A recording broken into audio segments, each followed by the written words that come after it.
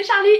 J'espère que vous allez bien. On se retrouve pour une vidéo spéciale syndrome de l'imposteur. Et j'avoue, j'ai pas du tout prévu cette vidéo. Et c'est marrant parce que plus le temps passe et plus je prépare ce que je sors comme contenu. Mais la chaîne YouTube c'est toujours un peu en mode YOLO, je vais pas vous mentir. Mais ouais, j'ai pas trop prévu cette vidéo, du coup je pense qu'elle va être longue, voilà, donc installez-vous. Moi j'ai mis mes pieds, parce que là vous êtes sur mon lit en fait. J'ai mis mes pieds sur le lit, prenez de quoi manger, de quoi boire, parce que je pense que cette vidéo peut être plutôt longue. Parce que le syndrome de l'imposteur, on va pas se mentir, c'est un sacré sujet. Hein. Et il y a des choses à dire. Si jamais vous me découvrez, je suis autrice indépendante, c'est-à-dire que je n'édite pas mes romans en maison d'édition mais en auto-édition. Je gère tout, donc je gère la couverture, la maquette, les allers-retours avec la correction, la réécriture, l'écriture et surtout la promotion de mes livres. Donc j'ai beaucoup de casquettes différentes. Et il est vrai que dans les milieux artistiques, mais pas seulement, on a beaucoup le syndrome de l'imposteur. Le syndrome de l'imposteur, qu'est-ce que c'est? Comme son nom l'indique, c'est en gros vous vous sentez illégitime à être à la place où vous êtes. Typiquement, vous écrivez, vous publiez, vous êtes donc techniquement considéré comme un auteur ou une autrice, mais vous ne vous sentez pas légitime à être auteur ou autrice.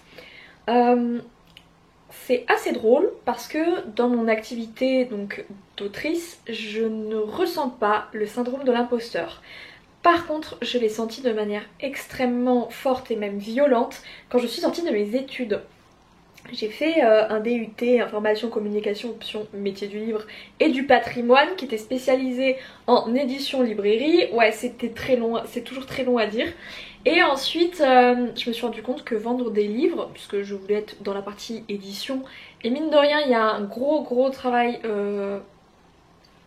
purement vendeur de tapis, hein, sauf que c'est des livres à la place, qui m'a beaucoup rebutée. Et puis c'était vraiment un milieu où ouais, fallait balancer des gens dans l'escalier pour réussir, et ça n'a jamais été ma manière d'être. Et j'ai fait un peu un rejet, et du coup comme j'avais, c'était un DUT Infocom à la base, je suis partie en communication, donc j'ai fait une licence pro.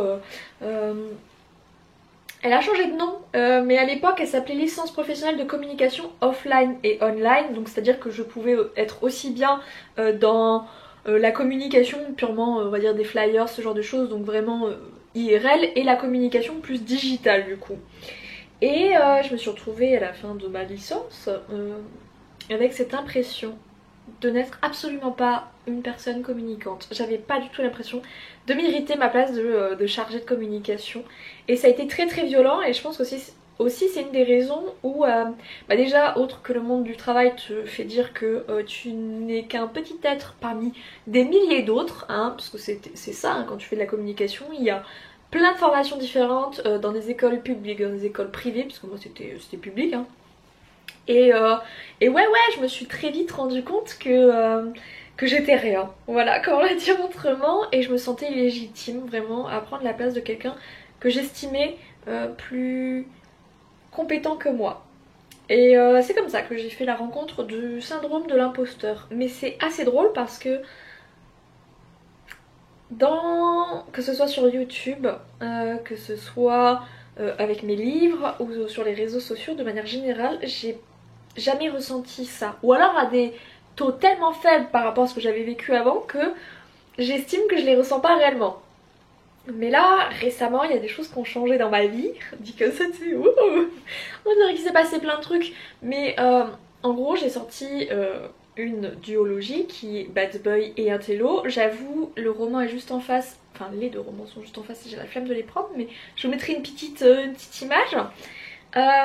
Et ce sont des romans commerciaux. Alors je pense qu'on reviendra aussi sur le côté commercial, parce que les mondes du livre, mais je pense que c'est les milieux artistiques en général, sont extrêmement hypocrites avec le côté argent. Et moi c'est vrai que c'est quelque chose où je peux par exemple vous parler sans souci de combien je gagne par mois. J'en parle sur Twitch en fait, puisque je fais des lives sur Twitch. Donc j'en parle sur Twitch et puis j'en parle sur mon blog aussi, puisque je fais un peu un récap du mois. Et dans mon récap du mois, je marque en fait toujours la somme que j'ai perçue.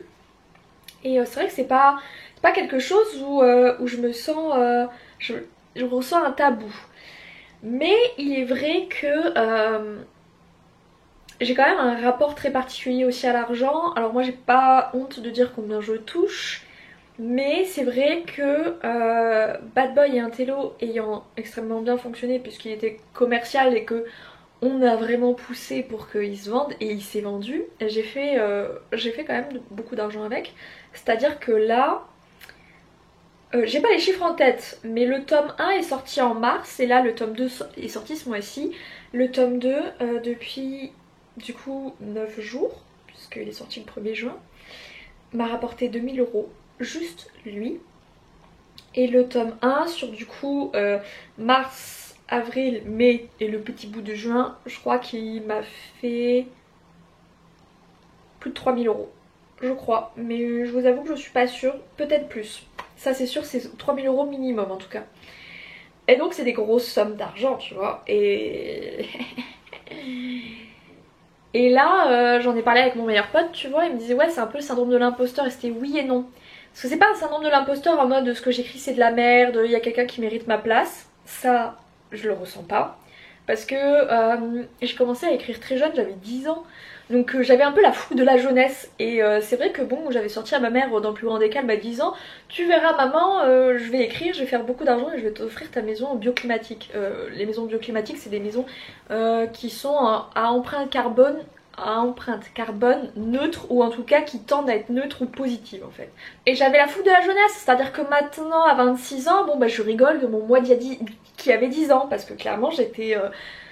bah ouais à 10 ans de toute façon tu sais pas ce que c'est que la vie, on va pas se mentir, t'es petitoune, tu sais pas encore tout ce qui se passe quoi. Moi l'écriture a toujours été un peu solitaire, encore plus solitaire que le simple fait d'écrire parce que j'avais commencé à montrer mes écrits à ma mère.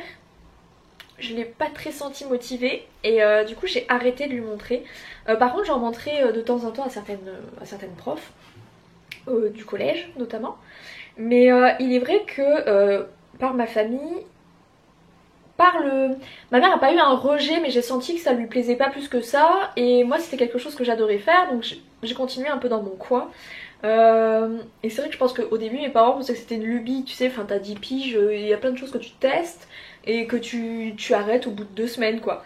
Et je pense qu'ils se sont dit que ce serait à peu près ça. Pas du tout. 16 ans plus tard, je suis toujours là à écrire. Mais non en fait ça s'est vraiment révélé être the passion de la mort qui tue. Et s'il y a une personne dans ma famille qui m'a toujours soutenue, c'est ma grand-mère, donc du côté de mon papa, parce qu'elle est très artiste, enfin c'est le côté de la famille purement très artiste, tu vois. Ma grand-mère elle peint, elle dessine, elle écrit, enfin elle fait plein de trucs, tu vois. Et il est vrai qu'elle m'a toujours à fond soutenue, elle a toujours... je suis allée chez elle parce qu'on habitait très loin, donc j'allais chez elle et on corrigeait certains de mes bouquins pendant 2 semaines, enfin c'était très particulier, c'était très cool et donc j'ai pas été méga soutenue par ma famille, mais on va dire que d'avoir ma grand-mère, d'avoir des profs qui m'ont aidée etc. Et puis juste moi d'être persuadée que c'était le métier de ma vie a fait que ça s'est ancré en moi en fait. Et c'est vrai qu'avec l'adolescence, je voulais à la base faire des études d'écriture, sauf qu'il n'y en a pas vraiment en France. Je sais pas s'il y en a aujourd'hui, mais en tout cas à l'époque c'était pas le cas. La seule formation qui se rapprochait de l'écriture, c'était des études de scénariste. Scénariste étant un métier extrêmement différent d'auteur. Il y a beaucoup de similitudes, mais écrire pour le cinéma ou le théâtre et écrire pour un livre, c'est pas la même chose quand même. Mais c'était ce qui se rapprochait le plus. Et mes parents m'ont clairement dit qu'ils me paieraient pas mes études si j'allais là-dedans. Du coup je me suis orientée vers des études de métier du livre. Plus classique du coup, en mode je vais faire les romans mais je vais pas les écrire, je vais les transformer on va dire. Parce que entre le premier shot que les maisons d'édition reçoivent et souvent la version finale, bon bah il y a des petits changements, il y a des choses comme ça donc... Je m'orientais plus vers cette partie là ou carrément à un moment je m'étais dit pourquoi je partirais pas en librairie. Bon bah tout simplement parce que en tant que libraire t'es mal payé quoi, en tout cas dans les grosses enseignes et que c'était pas ma cam non plus. Et du coup ouais je me suis retrouvée à faire des études finalement parce que mes parents et autres voulaient que j'ai des vraies études. Mais entre guillemets un métier où il y avait plus de chances d'avoir du débouché que simplement être autrice. Mais visiblement quand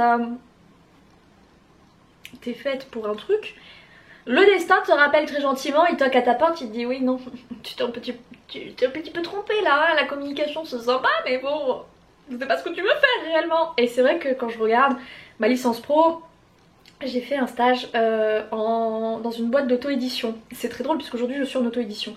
C'est une boîte française qui s'appelle The Book Edition, ça a été la pire, vraiment. J'ai fait de l'usine et j'ai fait du service client, mais vraiment, ce stage reste aujourd'hui encore la pire expérience professionnelle ever que je n'ai jamais vécue. Vraiment c'est affreux, je ne vous conseille pas du tout ce site du coup si vous voulez auto-publier. Parce que vous donnez de l'argent à des types qui n'en ont rien à foutre, hein, clairement, et qui traitent, enfin les grosses têtes traitent très mal les employés, et notamment féminins. Bref, on va pas partir dans ce débat, je vais éviter la diffamation, mais il est vrai que du coup, bah mine de rien, en fait, ça a toujours été un peu rattaché au livre, que je le veuille ou non, et c'est pour ça que j'ai jamais eu ce syndrome de l'imposteur, parce que quand je me suis lancée dans l'édition, enfin dans la publication, l'auto-édition, j'avais déjà publié Honora qui avait eu un énorme carton, j'avais fait plus de... Je crois que j'avais 1,3 million ou 1,5 million de lectures sur le tome 1, ça avait été une grosse claque. J'espérais très fortement j'espérais très fort qu'en fait en publiant sur Wattpad, j'allais être repérée par des maisons d'édition et être éditée. Mais ça s'est pas fait.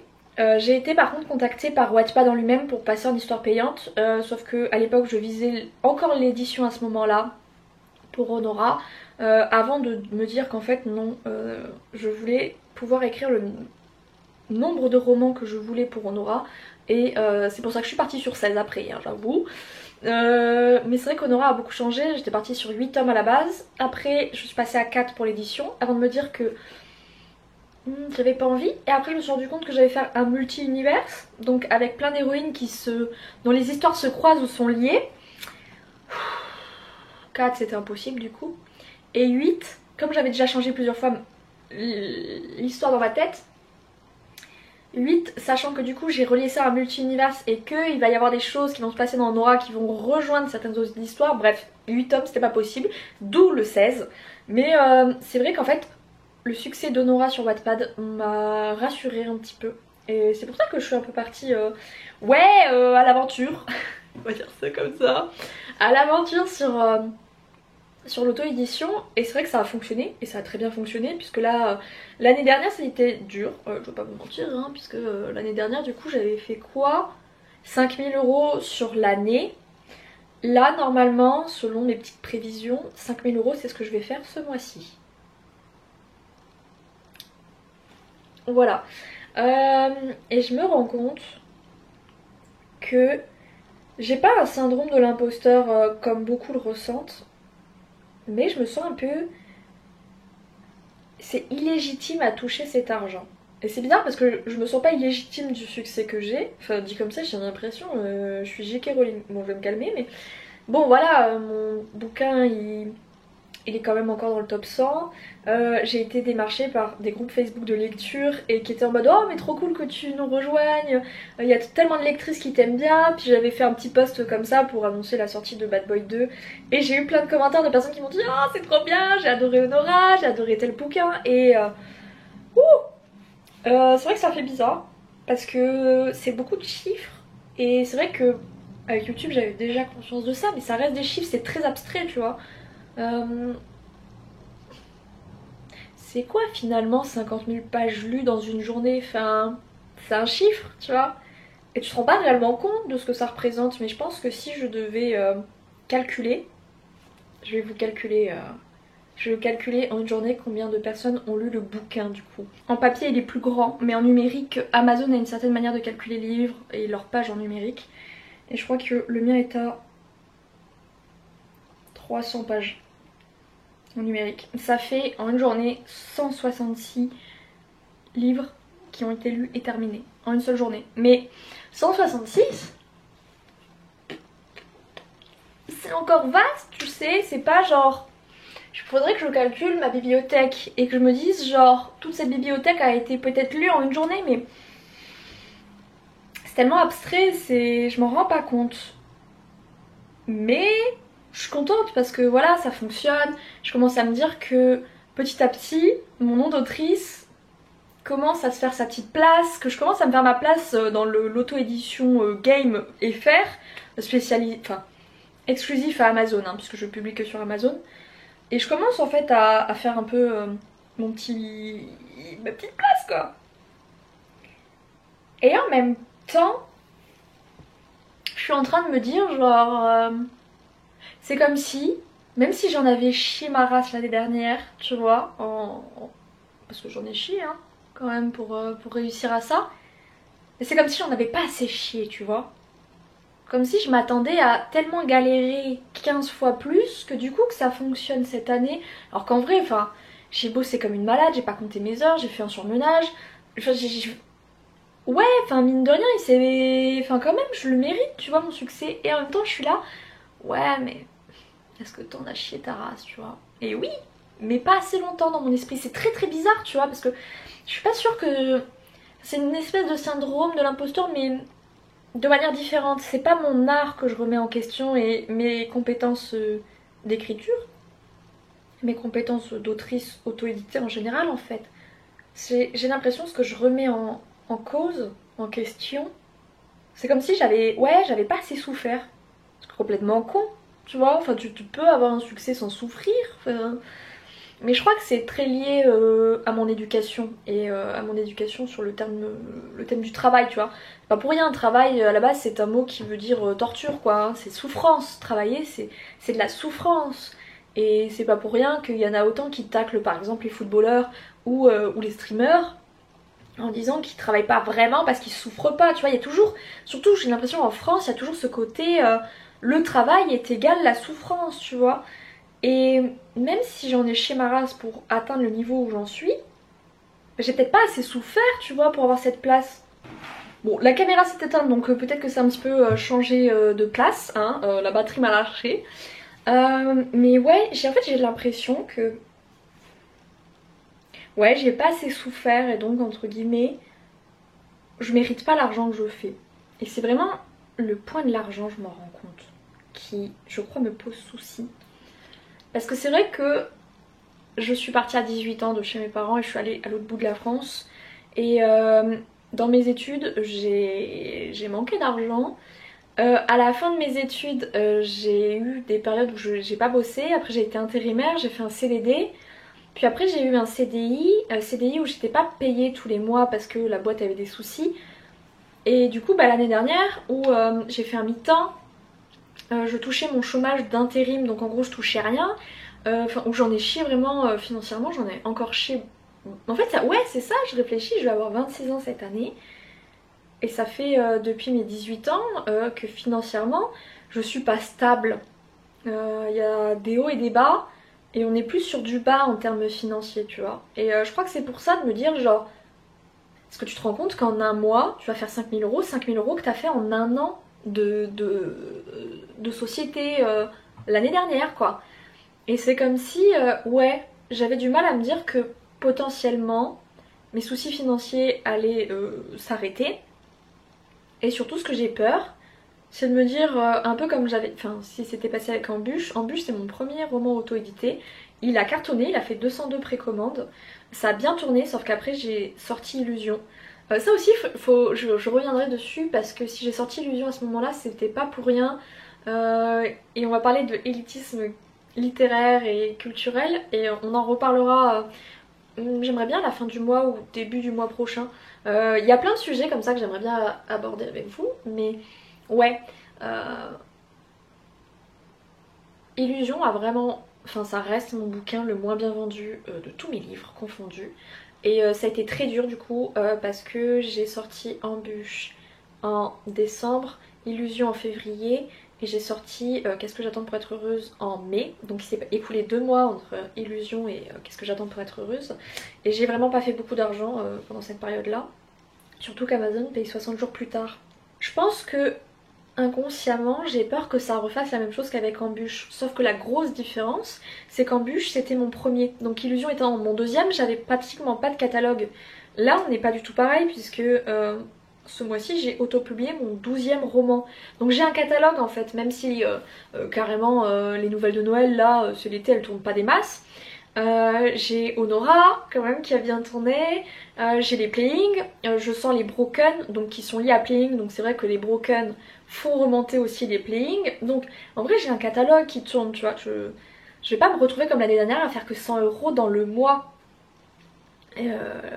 C'est pratiquement impossible que je retourne à ça, vraiment. Mais là du coup je commence à me dire, je commence à faire de l'argent, on va pouvoir se payer dignement.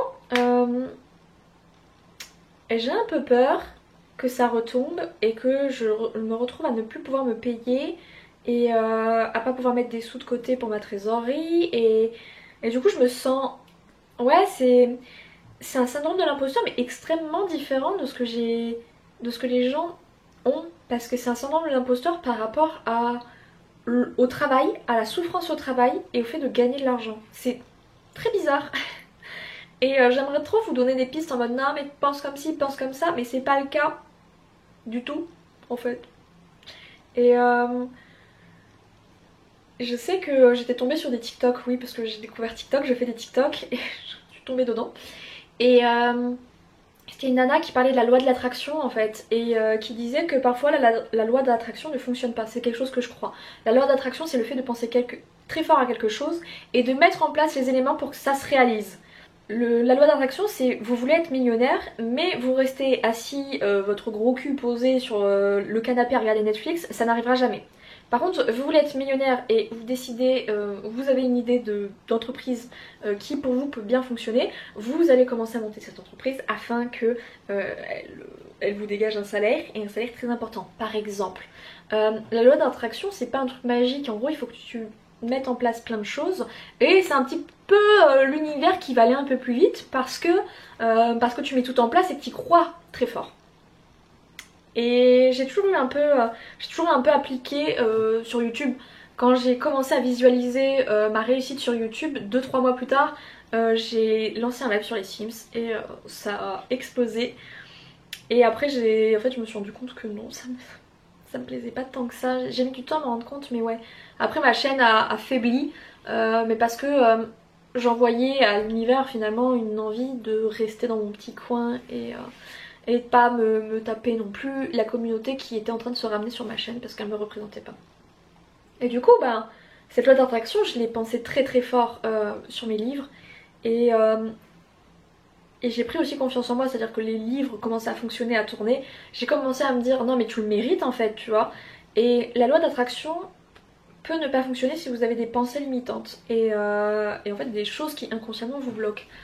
Et je me rends compte en fait que si potentiellement avant mes livres ont moins bien tourné, alors que certes plus j'écris plus je m'améliore, mais ils sont loin d'être dégueulasses en vrai mes bouquins. Je pense que si ça n'a pas fonctionné avant, c'est parce que j'avais un peu peur de faire de l'argent, tu sais, et de quitter en fait la déchéance, de quitter la pauvreté où j'ai été si longtemps. Alors pauvreté j'ai mis des grands guillemets, mais bon, enfin l'année dernière j'étais arrivée à dépenser 25 € de bouffe par mois quoi. Ouais, pour un être humain adulte, c'est pas beaucoup quand même. Alors j'étais devenue, c'est pour ça aussi que je faisais les meal prep, hein, c'était pour ne pas dépenser beaucoup, mais il y a quand même voilà pas mal de choses quoi. Et je suis en train vraiment de travailler sur mes pensées limitantes en fait sur la question de l'argent et de me dire que ouais, j'ai le droit de faire de l'argent, j'ai le droit de faire des grosses sommes d'argent et j'ai le droit de penser à devenir riche parce que j'ai toujours dit ça un peu en rigolant en mode ouais non mais je vais être riche nanana. On le dit tous mais en vrai je me rends compte que j'ai vraiment un blocage sur ça et que je crois que mon syndrome de l'imposteur vient peut-être plus de mon rapport à l'argent et de vivre vraiment bien de ma passion alors qu'il y en a plein qui en chient leur race que réellement ma place en tant qu'autrice tu vois. Et donc du coup qu'est-ce que je vais mettre en place? Oh, j'ai un doudou qui vient. Qu'est-ce que je vais mettre en place afin de contrer ce syndrome de l'imposteur sur le thème de l'argent? ben ça va être simple. Je vais continuer à visualiser le fait que je reçoive de l'argent. C'est typiquement très bête, mais par exemple sur Twitch on joue à un jeu qui s'appelle Stardew Valley et avancé dans le jeu on fait des grosses sommes d'argent par jour, tu vois. Et c'est bête et j'en parle en live, mais je me dis toujours genre imagine que là ces petits 10 000 € dans le jeu, ce soit toi qui les touches. Et du coup, mine de rien, c'est des pensées qui se rajoutent. En disant t'as le droit de faire l'argent, t'as le droit de faire beaucoup d'argent. Et ouais ok en France on est aigri par rapport au fric. Et bah tant pis, écoute, que les autres soient aigris, mais toi gagne bien ta vie, tu vois. Fais-toi plaisir et hésite pas à te... Ouais, à pouvoir t'autoriser à t'acheter des choses parce que tu commences à faire de l'argent et que tu le mérites. Et du coup voilà, je mets en place un peu des petits trucs. Je me répète très régulièrement que ouais j'ai le droit de faire de l'argent. Et c'est pas un mal. Je visualise vraiment recevoir des grosses sommes d'argent dans ma tête. Et que j'ai le droit de le faire, que j'ai pas à culpabiliser de les recevoir. Et je continue à visualiser le fait que mes romans tournent, que mes romans fonctionnent, que mes romans ouais, plaisent en fait. Et petit à petit, je me dis que on va y arriver tout simplement. Je vais y arriver à dépasser ce syndrome de l'imposteur sur la question du travail, de la souffrance au travail et du fait que ouais, j'ai le droit de bien vivre de mon métier, de ma passion, tu vois. Mais c'est long. Je vais arrêter là parce que c'est vraiment très long cette vidéo, mais je vous l'avais dit, on l'avait prévu. Et du coup, bah, j'espère que ça aura pu vous aider. Et puis si jamais vous voulez continuer à m'aider à faire beaucoup d'argent...